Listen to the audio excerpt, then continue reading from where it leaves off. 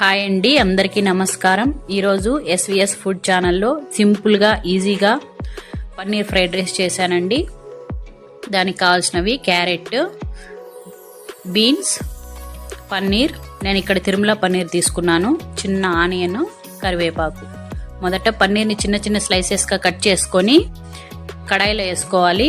2 table స్పూన్లు oil వేసి కొంచెం సాల్ట్, కొంచెం కారం, కొంచెం ధనియా పౌడర్ లైట్గా ఫ్రై చేయాలండి.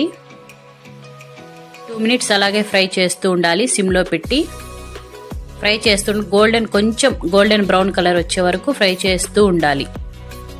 మధ్య మధ్యలో తిప్పుతూ ఉండాలి, లేదంటే అది స్లైసెస్ ఒకటొకటి అతుక్కుంటాయి. అలా తిప్పుతూ ఉండాలి. 2 మినిట్స్ వెయిట్ చేయాలి సిమ్లో పెట్టి. ఆ తర్వాత పన్నీరు పూర్తిగా గోల్డెన్ బ్రౌన్లోకి వస్తుంది. అలా గోల్డెన్ బ్రౌన్